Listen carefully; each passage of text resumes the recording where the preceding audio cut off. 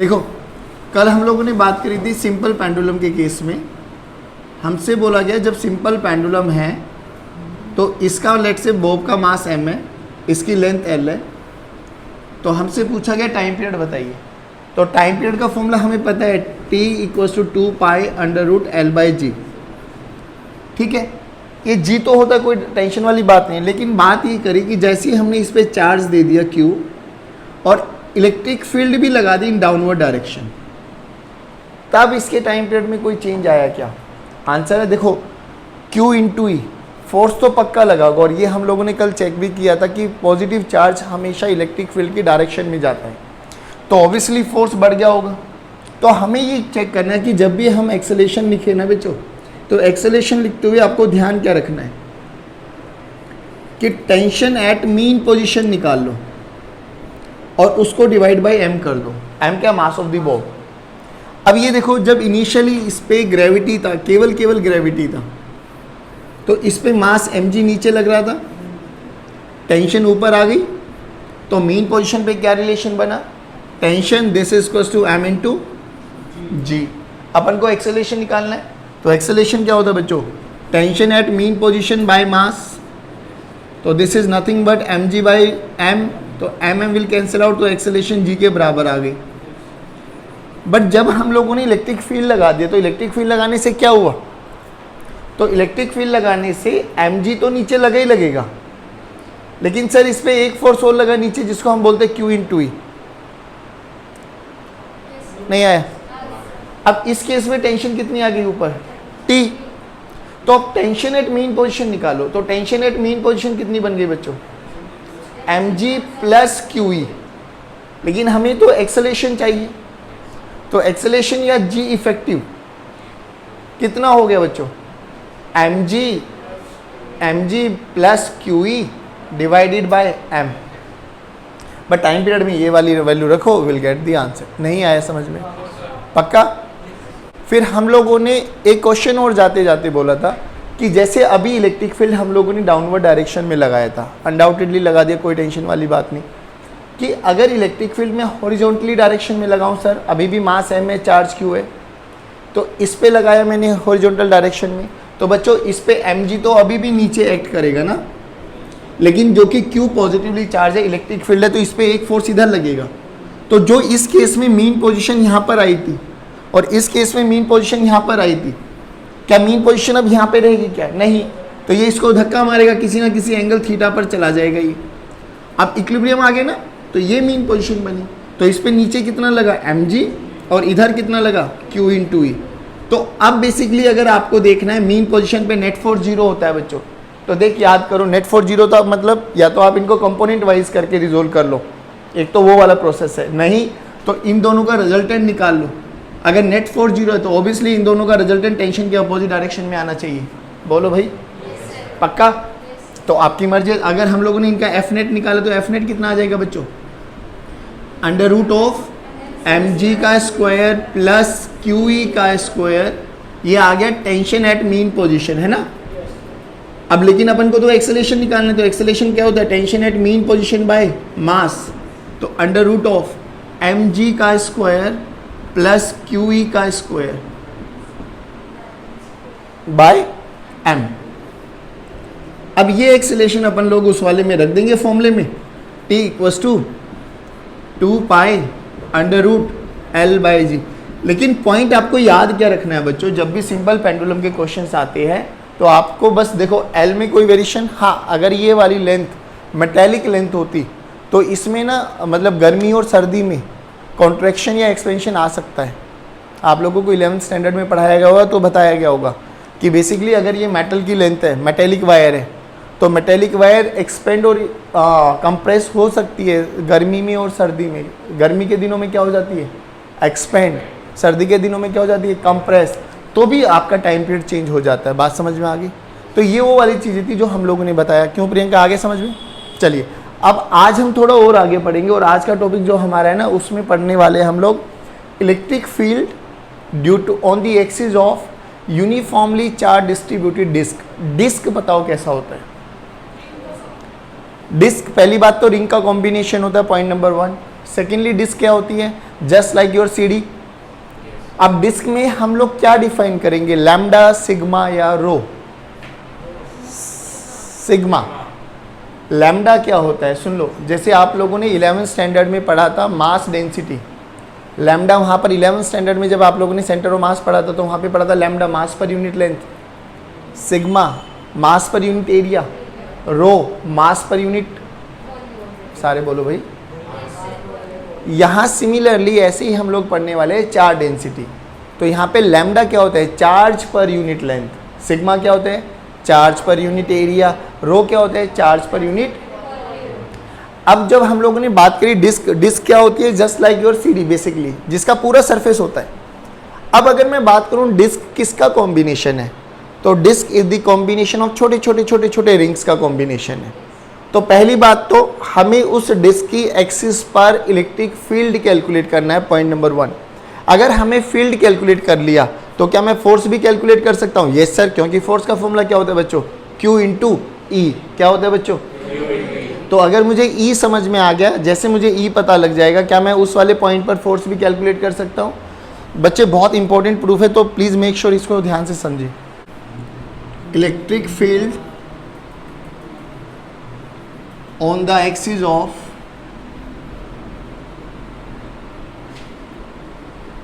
Uniformly DISTRIBUTD।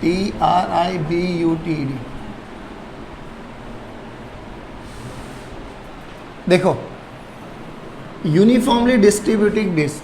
अब disc में क्या है? वी डिफाइन सिग्मा, और सिग्मा क्या होता है? Charge per unit area. ठीक, अब समझो ये एक डिस्क है आपके पास, बेटे आवाज नहीं, ये एक हमारे पास डिस्क है। अब डिस्क है तो ये बेसिकली ऐसे है,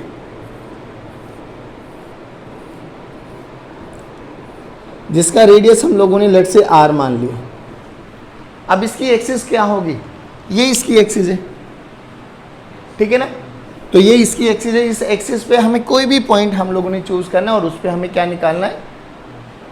इलेक्ट्रिक फील्ड। अब इलेक्ट्रिक फील्ड निकालने के लिए इसका साइड व्यू देखो, साइड व्यू कैसा बनेगा बच्चों? या यहाँ पर भी देख लेते हैं, जो कि हमें पता है ये disc is the combination of rings. तो क्या करो, यहाँ से r दूरी पर जाकर एक छोटी सी क्या ले लो बच्चों? अरे सारे बोलो बच्चों, सारे बच्चे बोलो। बहुत बढ़िया, ये रिंग ले ली हम लोगों ने। इस रिंग की जो ये मोटाई है, थिकनेस, ये कितनी है बच्चों? dr। ये रिंग की मोटाई है dr, ठीक। ये इसका साइड फ्रंट व्यू है। अब सामने से देख लो तो ऐसा दिखाई देगा, और यहां पर ऐसे इसकी एक्सिस आ गई। अब इसका मैं साइड व्यू बनाऊं तो साइड व्यू देखो, ये हमारे पास डिस्क बनी, ठीक, जिसका ये सेंटर है, और यहां सेंटर से ये रेडियस कैपिटल R माना है, और हमने क्या माना है? R पे जाके एक छोटी सी रिंग मानी, ये वाली रिंग। इस रिंग की जो ये मोटाई है बच्चों, ये dr बोल दिया हम लोगों ने। ध्यान से सुनना आप। और जिस पॉइंट पर हमें फील्ड निकालना है बच्चों, वो ये एक्सिस है। Now this point is, let say वो P पॉइंट है जहां पर हमें फील्ड कैलकुलेट करना है। नाउ व्हाट टू डू, क्या करें अब लोग? अब ध्यान से देखो कि सर अभी पूरे पार्ट को हटा दूं मैं, तो अगर मैं इस वाले पार्ट को थोड़ा सा एनालाइज करूं, जो ये ब्लू वाला बनाया हुआ है मैंने, तो ब्लू वाले को देखो तो कुछ कुछ आपको ऐसे नहीं लगा सर ये तो एक रिंग हो गया, और रिंग का ये वाला पॉइंट रिंग की एक्सिस हो गई, और इस रिंग की पॉइंट पर हमें फील्ड पहले ही पता है निकालना, KQ(x/r² + x²⁵(2). I tell you, इधर देखो, ये रिंग, ये रेडियस r, यहाँ से ये सेपरेशन x माना है हम लोगों ने। इस पॉइंट पर इलेक्ट्रिक फील्ड इस रिंग के कारण बात कर रहा हूँ, तो वो फॉर्मूला होता है KQ(x/r² + x²⁵(2). आप सब भूल गए हो, जिसका ग्राफ आप लोगों ने याद करो ऐसा पढ़ा था। मैक्सिमा कहां पर आया था? r/, ±r/√2। अब ये रिंग का डायग्राम याद करो। अब इधर आ जाओ। अब जो कि ये रिंग ये है, इस रिंग का छोटा सा रेडियस कितना है बच्चों, मतलब रेडियस कितना है आर।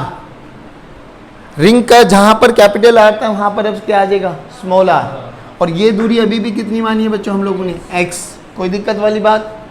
तो इस छोटी रिंग के कारण इसमें छोटा सा चार्ज मान लूं मैं डी क्यू, तो इलेक्ट्रिक फील्ड बोलो, इलेक्ट्रिक फील्ड का फॉर्मूला बस क्या चेंज आ जाएगा, के, जहां क्यू है वहां पर क्या आ जाएगा, d q x by small r का स्क्वायर प्लस एक्स का स्क्वायर की पावर 3/2। यहां तक बताओ किस बच्चे को दिक्कत है? दोबारा सुनो, हमें डिस्क की एक्सिस पे निकालना है, लेकिन हमें पता है disc is the combination of small small rings, और रिंग्स के कारण हम लोग इलेक्ट्रिक फील्ड निकाल चुके हैं, k q x by r square plus x square की पावर 3/2। अब हमें ये करना है कि हमने आर पे जाके डी आर की एक रिंग ले ली बच्चों, तो इस रिंग के कारण ये वाला पी पॉइंट इसकी एक्सिस पे आ गया। सर एक्सिस का फॉर्मूला तो ये रहा मेरे पास, मैंने क्या बोला था आपको, फॉर्मूले के साथ साथ डायग्राम भी याद होना चाहिए कि बेसिकली कौन सा पैरामीटर कहाँ कैसे माना है आपको। तो ये वाले सब चीजें थी। तो इस रिंग के लिए ये रेडियस जो यहाँ पे कैपिटल आर है, यहाँ पे क्या हो जाएगा, स्मॉल आर, जो यहाँ पे कैपिटल क्यू है वहाँ पे क्या हो जाएगा, डी क्यू। चलिए, तो ई एट पी बोलो कितना आ गया, k d q x by छोटा आर का स्क्वायर प्लस एक्स का स्क्वायर की पावर 3/2। नाउ मेरा मेन मोटो है कि how to calculate d q. ध्यान से देखो, डी क्यू किसके कारण है, डी क्यू, डी क्यू इस रिंग के कारण है, और रिंग का क्या है, सिग्मा। तो डी क्यू कैसे निकालूं, तो D Q is nothing but sigma into D A. अब इस रिंग का एरिया कैसे निकालूं, देखो ध्यान से, जैसे इस कड़े को अगर मैं काट के सीधा कर दूं तो ये बेसिकली एक रेक्टेंगल की शेप ले लेगा, जिसकी लेंथ कितनी बन जाएगी, 2πr, और इसकी मोटाई कितनी मानी है, dr। तो छोटा सा एरिया ऑफ दिस रिंग क्या बन गया बच्चों, 2πr इंटू dr। ये बनी उसकी लेंथ और ये बनी उसकी, नहीं आया बच्चों समझ में? तो dq की वैल्यू रखो, dq की वैल्यू कितनी आ गई बच्चों, dq is nothing but sigma, basically 2 मतलब सिग्मा इंटू 2πr dr। अब रखो यहां पर, तो इलेक्ट्रिक फील्ड क्या है बच्चों, ई पर, तो हमें ई पी पर निकालना है। It is nothing but k d q की वैल्यू रखो, sigma 2πr dr into x divided by r square plus x square की पावर 3/2। ध्यान से देख, क्या जितनी दूरी पर मैंने जाके रिंग मानी है, क्या हर बच्चा यहां पर जाके रिंग मानेगा क्या, ना, इसकी कोई गारंटी नहीं है। तो बेसिकली क्या चीज चेंज हो रहा है, आर। तो आर चेंज हो रहा है और डी आर के रेस्पेक्ट में ही हमें सब चीजें करनी है।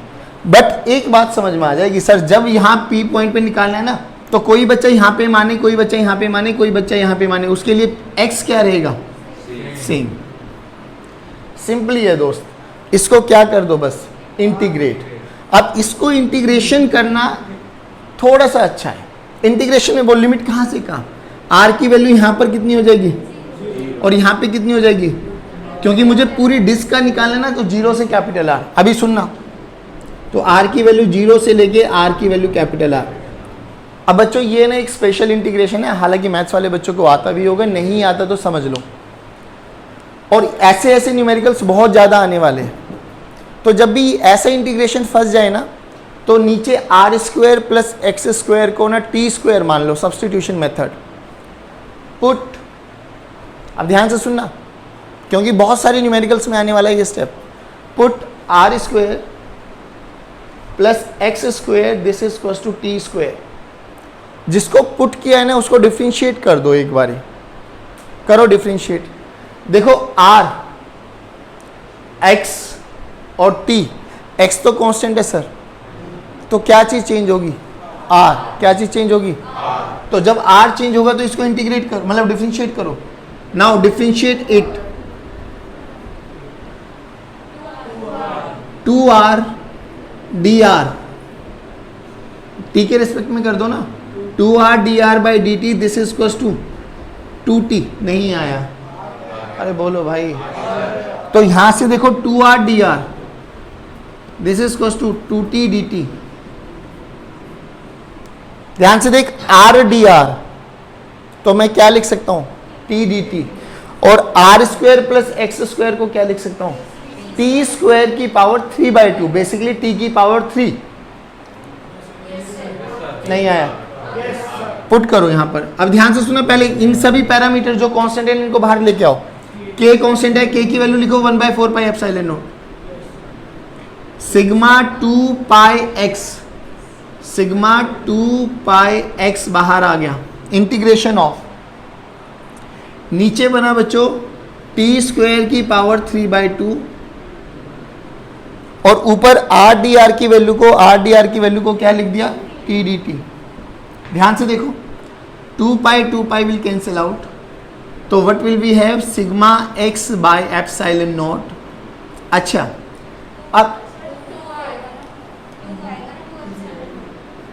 अब ध्यान से देखो, जो पहले आर वेरी हो रहा था तो हम लोगों ने लिमिट आर की रेस्पेक्ट में रखी थी, अब हमने इसको क्या मान लिया है? टी। तो बच्चों यहां पर है ना, इधर लिमिट भी चेंज करनी है। अब देखो लिमिट कैसे चेंज करेंगे? पुट आर की वैल्यू 0, पुट आर की value 0, put r equal to 0 in equation number 1, in equation 1। तो आर 0 तो x square this is equal to, तो टी की वैल्यू कितनी आ गई? बट टी के रेस्पेक्ट में तो लिमिट पुट करनी है, तो टी की इनिशियल लिमिट कितनी हो गई? नहीं आया। अब put r equal to capital r, put r equal to capital r, तो देखो लिमिट क्या आ गई? R square plus x square की पावर रूट, ये टी की वैल्यू आ गई। तो टी की फाइनल लिमिट कितनी आ गई बच्चों?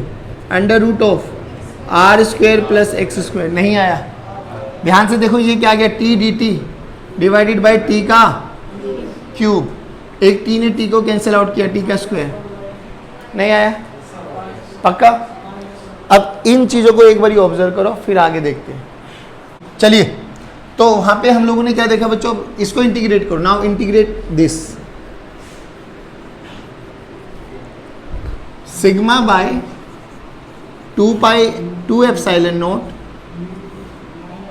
टी की पावर -2 प्लस 1 बाय -2 प्लस 1, तो टी की power -2 plus 1 by -2 plus 1। Limit कहाँ से कहाँ है बच्चों? x से लेके x under root of r square plus x square. अब ध्यान से सुनना। चलिए, तो यहाँ पर हमने क्या देखा? माइनस साइन बाहर आ गया, sigma x by 2 epsilon naught, ये 1/t आ जाएगा बच्चों। तो upper limit minus lower limit, तो 1 by under root of r square plus x square minus 1/x। ठीक बच्चों, माइनस साइन को अंदर लेके चले जाओ बच्चों, जल्दी जल्दी रिपीट करो। Sigma x by 2 epsilon naught 1/x minus 1 by under root of. अब ध्यान से देखो, अगर मैं x से मल्टीप्लाई कर दूं अंदर, तो x से मल्टीप्लाई करूंगा तो देखो क्या है? Sigma by 2 epsilon naught 1 minus x by under root of r square plus x square. एक तो बच्चों ये रिजल्ट है। अब ये क्यों इतना इंपॉर्टेंट होता है वो समझ। जैसे याद करो, हम लोगों ने फाइनाइट वायर के केसेस किए थे, तो हम लोगों ने वहाँ पे डिस्कस किया था कि इनफाइनाइट और finite basically it's a relative term. क्या मेरा हाथ फाइनाइट है? क्या ये इनफाइनाइट भी हो सकता है? टोटली डिपेंड किस पे करेगा कि आप लोग चीज़ों को कहाँ से ऑब्जर्व कर रहे हो। अब सुनो, जो हम लोगों ने वो डिस्क मानी थी, ये वाली डिस्क, बेटे आवाज नहीं, जो हम लोगों ने ये डिस्क मानी थी जिसका सेंटर से रेडियस माना हम लोगों ने कैपिटल आर, और ये वाला पॉइंट जो हम लोग जिस पे इलेक्ट्रिक फील्ड कैलकुलेट कर रहे थे, that is x. Now if capital R is greater than x, capital R का मतलब क्या है कि जिस पॉइंट पर आपको फील्ड कैलकुलेट करना है ना, उसके कंपैरेटिवली आर बहुत बड़ा है। अगर आर बहुत बड़ा है तो क्या ये डिस्क इस पी पॉइंट के लिए एक इनफाइनाइट की तरह बिहेव करेगी? नहीं करेगी? अरे बोलो भाई, बोलो भाई। तो this disc will behave as infinite 4 point P। दूसरी चीज, अगर हम ऐसे भी बोल सकते हैं R टेंस टू इन्फिनिटी, अगर R टेंस टू इन्फिनिटी का भी मतलब वही है कि R बहुत बड़ा है as comparison to X, put R की वैल्यू इन्फिनिटी, तो इन्फिनिटी का स्क्वायर इन्फिनिटी प्लस X, तो infinity 1 by infinity, 1 by infinity. तो इलेक्ट्रिक फील्ड कितना आया बच्चों, sigma by 2 epsilon naught, sigma by, जिस बच्चों ने गॉस थ्योरम पढ़ ली होगी वो ये वाला रिजल्ट प्रूव कर चुके होंगे। तो अभी मैं आपको एक चीज़ समझा देता हूँ, हम लोगों ने बेसिकली अभी फील्ड निकाला है, लेकिन अभी ये समझो ये वाली क्या होता है।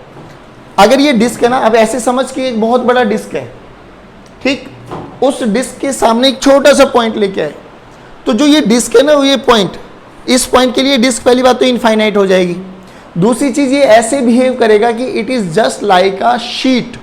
शीट कैसे, मैं आपको एक्सप्लेन करूं, ये ऐसे कुछ शीट मिलेगी, ठीक, हाँ ऐसा, ये डिस्क है बेसिकली, ठीक है, ये डिस्क मतलब डिस्क है, इसका रेडियस बहुत बड़ा है, ऊपर भी, इधर भी, इधर भी, इधर भी बहुत बड़ा है, और पॉइंट बहुत पास है, तो उस पॉइंट के लिए ये एक शीट की तरह बिहेव करेगी, जिसके कारण इलेक्ट्रिक फील्ड कितना है, सिग्मा बाय 2 एप्सिलॉन नॉट। अब एक चीज बताओ मुझे, सिग्मा बाय 2 एप्सिलॉन नॉट क्या एक्स पे डिपेंड कर रहा है क्या? क्या यहाँ पर एक्स का कोई भी फैक्टर आ रहा है क्या? मतलब क्या हुआ सर, आप यहाँ पर निकालो चाहे यहाँ पर निकालो, चाहे यहाँ पर निकालो, क्या इलेक्ट्रिक फील्ड कांस्टेंट है? क्या इलेक्ट्रिक फील्ड, क्या इलेक्ट्रिक फील्ड, बच्चों एक चीज ध्यान रखना, जो ये कांस्टेंट इलेक्ट्रिक फील्ड है ना, पहली बात तो ये ऐसे प्रोड्यूस की जाती है बाय यूजिंग इनफाइनाइट शीट, क्योंकि इस पी पॉइंट के लिए ये वाली डिस्क एक इनफाइनाइट की तरह बिहेव कर रही है, उसी के कारण इलेक्ट्रिक फील्ड कांस्टेंट आई है। एल्स इलेक्ट्रिक फील्ड देखो एक्स पे भी डिपेंडेंट है, लेकिन अगर इनफाइनाइट कह दूं तो वो कांस्टेंट है। तो कहीं पर भी अगर हम लोगों को कांस्टेंट इलेक्ट्रिक फील्ड बनानी है तो क्या ये रिलेटिव अप्रोच लगानी पड़ेगी? क्या ये वाला पॉइंट इसके रेडियस के कंपैरेटिवली बहुत छोटा होना चाहिए? तो उसके लिए ये इलेक्ट्रिक फील्ड कांस्टेंट। अब इलेक्ट्रिक फील्ड अगर कांस्टेंट आ जाती है तो कल हम लोगों ने जो भी लेक्चर पढ़ा था कि कांस्टेंट इलेक्ट्रिक फील्ड है तो वहाँ पर लगने वाली एक्सेलेरेशन भी कांस्टेंट है, फोर्स भी कांस्टेंट है, तो पार्टिकल के पास दो ही पाथ पॉसिबल हो सकते हैं, या तो या पैराबोला, स्ट्रेट लाइन कब कब हो सकती है, या तो वेलोसिटी जीरो पर है, या पैरेलल है, या anti parallel to the acceleration है। बाकी सभी केसेस के लिए क्या होगा? नहीं आया बेटा समझ में? पक्का? देखो ये रिजल्ट हम गॉस थ्योरम से भी प्रूव कराएंगे, बट गॉस थ्योरम अभी तक आते आते अपन लोगों को टाइम लगने वाला है। बट अब तुम्हें मैंने एक चीज समझा दी कि हम लोगों ने इलेक्ट्रिक फील्ड सभी डिस्ट्रीब्यूटेड बॉडीज के कारण कर लिया। देखो रिंग के कारण कर लिया, सेमी रिंग के कारण कर लिया, आर्क के कारण कर लिया, फाइनाइट लेंथ के कारण कर लिया, इनफाइनाइट के कारण कर लिया, होलो हेमिस्फेयर के कारण कर लिया, डिस्क बचा था डिस्क के कारण भी कर लिया। तो जो आप लोगों को एक पेपर दिया था ना जिसमें बहुत सारे फिगर्स और डायग्राम्स बने हुए थे, अब उन डायग्राम्स को थोड़ा एनालाइज करना, तो यू विल रियलाइज कि आपके पास सारे प्रूफ हो चुके हैं। Now what you have to do, आप लोगों को वो वाले प्रूफ फिगर के साथ साथ रिजल्ट याद होना चाहिए कि किस रिजल्ट में कहाँ पर कौन सा पैरामीटर आप लोगों ने माना था, तभी जाके आप लोग उनको अपने दिमाग में बैठा पाओगे। सेकेंडली, कोशिश ऐसा करना कि हर वीक के बाद यानी ऑल्टरनेटिवली आप उन डायग्राम्स की भी प्रैक्टिस करते लेके आओ, क्योंकि अब धीरे धीरे हम आगे बढ़ते जा रहे हैं। तो यू विल रियलाइज ऐसा होगा कि पीछे वाली चीज़ें सब धीरे धीरे ख़त्म होती जा रही है कि सर पढ़ा तो था, कुछ कुछ याद तो है बट अब भूल गए।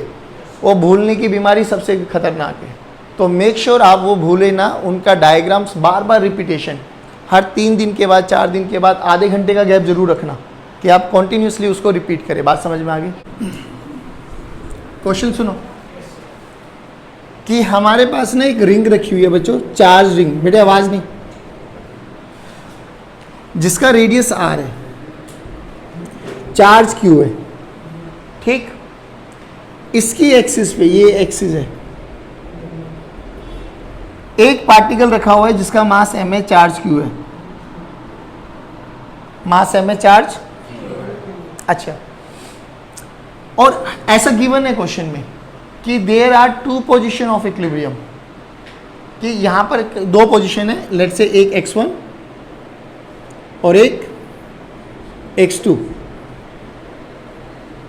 अब सोचना, इज इट पॉसिबल, क्या ऐसा हो सकता है क्या कि एक पार्टिकल के पास 2 इक्विलिब्रियम पोजीशंस पॉसिबल है? अच्छा, अपन के पास ये बोला गया these are equilibrium positions, these are equilibrium positions. मेरे से बोला गया कि अगर ये ए और बी दोनों इक्विलिब्रियम पोजीशन है तो बताओ पार्टिकल को जब मैं डिस्प्लेस करा रहा हूं तो which one is stable equilibrium, which one is unstable equilibrium. क्या दोनों ही स्टेबल होंगे या दोनों ही अनस्टेबल है या एक स्टेबल है एक अनस्टेबल है। पहली बात तो नाउ मेरा क्वेश्चन जो है, मेरे क्वेश्चन पे आओ। पहले ये बताओ क्या ऐसा पॉसिबल हो सकता है कि एक पार्टिकल के पास दो इक्विलिब्रियम पोजीशन हो सकती है? नो। एक बच्चे का आंसर आया नो। दादा आप भी रिप्लाई करो, कुछ सोच रहे हो? Very good.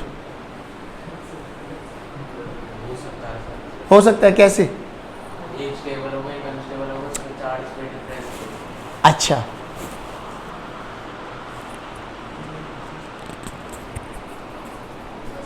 हो सकता है, पॉसिबल तो है।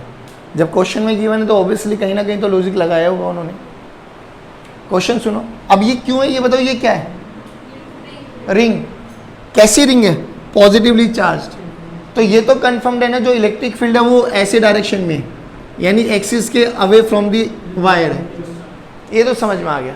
अब इसके कारण हम लोगों ने इलेक्ट्रिक फील्ड का वेरिएशन देखो कैसे बनाया था। तो इक्विलिब्रियम का मतलब क्या है? F net zero. F net zero का मतलब क्या है? जो कि ये पार्टिकल है, चार्ज पार्टिकल है, इस पे एक तो ऊपर लग रहा होगा Q इंटू ई और एक नीचे लग रहा होगा M इंटू जी, तभी तो इक्विलिब्रियम पे है। तो इधर भी क्या लग रहा होगा बच्चों? Q E डैश बोल दो इसको, और नीचे कौन लग रहा होगा? लेकिन याद करो mg में g है बच्चों, और g क्या है? Acceleration due to gravity. 2, 4, 5, 10 metre तक हमारे लिए g की वैल्यू में कोई वेरिएशन। तो ये तो कंफर्म न्यूज है सर कि जैसे मैं ए पे लेके जाऊं या बी पे लेके जाऊं, कौन सा फोर्स चेंज नहीं हो रहा? mg। कौन सा फोर्स चेंज हो सकता है? QE। लेकिन अभी जो कि ये भी स्टेबल है, ये भी स्टेबल है, तो that is for confirmed sure कि E और E डैश बराबर होने चाहिए भाई, तभी तो इक्विलिब्रियम आ पाएगा। क्योंकि mg पे कोई फर्क पड़ नहीं रहा। QE जो यहाँ पर लगने वाला फोर्स है ऊपर की डायरेक्शन में, और ये लगने वाला E डैश, तो इसका मतलब क्या है? E must be equals to, और E must be equals to E dash, यानी एक ही फील्ड दो पोजीशन पे आ सकती है क्या? बिल्कुल आ सकती है। देखो एक ये वाली पोजीशन हो जाएगी जो यहाँ से x1 है, और एक ये वाली पोजीशन हो जाएगी जो यहाँ से। तो पहली बात तो ये कंफ्यूजन दूर कर लो कि हाँ आ सकता है रिंग के केस में एक पार्टिकल का दो इक्विलिब्रियम पॉसिबल है। अब बात ये है कि विच वन इज स्टेबल, विच नहीं आया समझ में? अब बात यह है कि which one is stable and which one is unstable.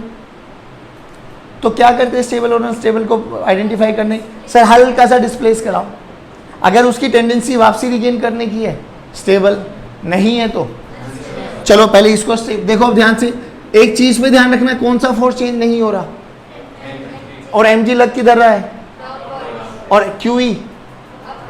तो जैसे ही इसको मैंने हल्का सा डिस्प्लेस कराया तो बताओ इलेक्ट्रिक फील्ड बढ़ी घटी? अरे इलेक्ट्रिक फील्ड यहाँ मैक्सिमम है, तो जैसे ही इसको मैं हल्का सा डिस्प्लेस कराया तो इलेक्ट्रिक फील्ड बढ़ी घटी? बढ़ी घटी? बढ़ी घटी? तो अगर बढ़ी तो mg तो सेम है, बट ऊपर लगने वाला फोर्स बढ़ गया, तो स्टेबल या अनस्टेबल? स्टेबल या अनस्टेबल? तो ये वाली पोजीशन तो हमें समझ में आ गई। कैसी है बच्चों? नहीं आया। इधर देखो, जैसे इससे डिस्प्लेस कराया तो इलेक्ट्रिक फील्ड बढ़ रही है घट रही है? बट mg पे कोई फर्क, तो mg will remain same. QE ऊपर जाते हुए घट गया है, तो टेंडेंसी किधर है? और नीचे आया तो कौन सा? स्टेबल। तो ये वाली पोजीशन कैसी आ गई? नहीं आया बच्चों, पक्का? तो एक स्टेबल और एक अनस्टेबल। देखो क्वेश्चन बहुत अच्छा है कि हमारे पास एक रिंग है, रिंग की एक्सिस पे हम लोगों ने एक मास रखा जिसका मास m है, चार्ज q है, उसकी दो इक्विलिब्रियम पोजीशन से। अगर हम दो इक्विलिब्रियम पोजीशन से, पहले तो ये दिमाग में आना चाहिए कि ऐसा पॉसिबल हो सकता है क्या? हाँ। तो हमने E और x का वेरिएशन देखा, तो हमने देखा कि हाँ हो सकता है, मैग्नीट्यूड सेम दो पोजीशन पर आ सकती है, एक यहाँ पर और एक यहाँ पर। फिर हमने ये चेक किया कि इक्विलिब्रियम का मतलब क्या होता है। Net force zero, slightly displace करो पार्टिकल को, अगर पार्टिकल की टेंडेंसी वापसी मीन पोजीशन पे आने की है तो स्टेबल, नहीं है तो, बट हमें समझ में नहीं आया, पक्का? श्योर। अब एक क्वेश्चन और सुनो, एक चीज़ और सुनो, एक छोटा सा कॉन्सेप्ट है, उसको याद रखना, बहुत इंपॉर्टेंटली यूज़ होने वाला है। याद करो, जब हम लोगों ने बेटे आवाज़ नहीं, जब हम लोगों ने प्रोजेक्टाइल में किसी भी एक पार्टिकल को हॉरिजॉन्टल प्रोजेक्टाइल किया था, थ्रो किया था, तो उस पर एक्सेलरेशन नीचे लग रहा था जी, ठीक। तो हमने बोला कि इसकी horizontal velocity will always remain, क्योंकि एक्सेलरेशन का कंपोनेंट नहीं है। बट अगर एक्सेलरेशन का कंपोनेंट आ जाता तो हॉरिजॉन्टल भी चेंज हो जाती, कोई टेंशन वाली बात। एक चीज़ क्या करना, तो ये बेसिकली जो आपका ये है ना, ये ऐसा पाथ को फॉलो करता है। याद क्या रखना है कि velocity always try to attain the path of acceleration. Velocity हर हालत में कोशिश करती है कि वो एक्सेलरेशन के पाथ को अटेन कर ले। क्या कर ले? किसके पाथ को? पक्का? देखो कई बार ऐसा क्वेश्चन बनाया गया कि इलेक्ट्रिक फील्ड लाइन्स ये है बच्चों, these are electric field lines, E uniform है बच्चों। आराम से सुनो और बड़ा सेंसिबल आंसर देना। बोला गया कि एक पार्टिकल को ऐसे प्रोजेक्ट किया गया q with mass m, q with mass, तो बताओ कौन सी कंडीशन है, स्ट्रेट पाथ या प्रोजेक्टाइल? स्ट्रेट पाथ या प्रोजेक्टाइल? प्रोजेक्टाइल होगा भैया, क्योंकि पार्टिकल पहली बात तो रेस्ट पे नहीं है, दूसरी बात ना तो इलेक्ट्रिक फील्ड की डायरेक्शन में है ना उसके अपोजिट।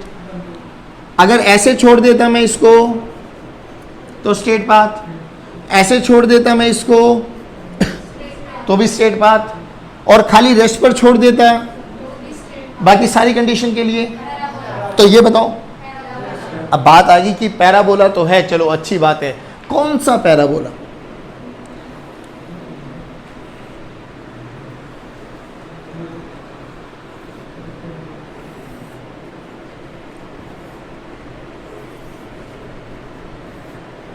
आंसर बोलो भाई। सेकंड क्यों दिया आंसर?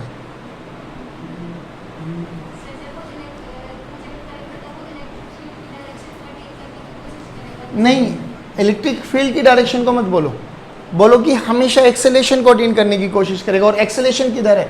जिधर इलेक्ट्रिक फील्ड। तो ये तो पॉसिबल है नहीं, ना ये पॉसिबल है ना ये पॉसिबल है, तो यही पाथ पॉसिबल हुआ। बोलो नहीं आया समझ में? पक्की बात। तो ये वाला एग्जांपल हमेशा याद रखना कि velocity always tries to attain the path of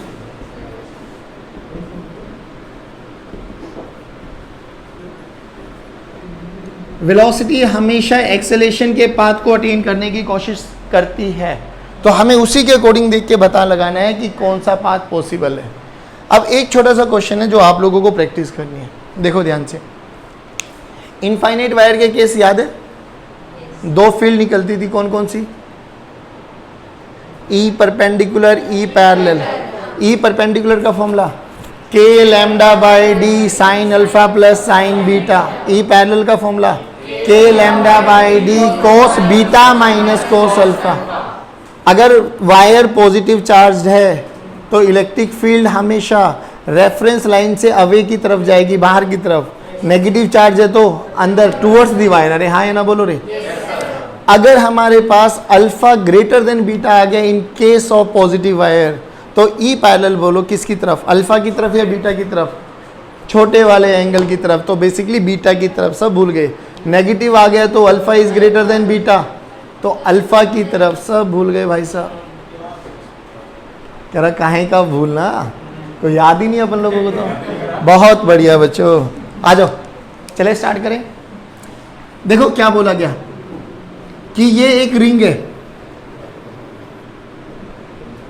ठीक, lambda coulomb per metre, radius r, radius r. इसके सेंटर पे ना बच्चों, सेंटर से एक वायर रख दी, और इनफाइनाइट वायर है, बेसिकली इनफाइनाइटली लॉन्ग वायर, ठीक। या एक काम कर लो, इस पे क्यू मान लो, इस पे चार्ज क्यू मान लो, या लैम्डा 1 लैम्डा 2 मान लो, मर्जी आपकी है। आपको जो क्वेश्चन दूंगा वो उस क्वेश्चन में लैम्डा 1 लैम्डा 2 गिवन होंगे, ठीक है ना। इसमें क्यू और लैम्डा की टर्म्स में ले लेते, कोई टेंशन वाली बात नहीं। बोली गई ये वायर है और इनफाइनाइट वायर है बच्चों। बोला गया find out the lambda coulomb per metre, इसकी डेंसिटी है बच्चों। Find force on charged wire due to ring.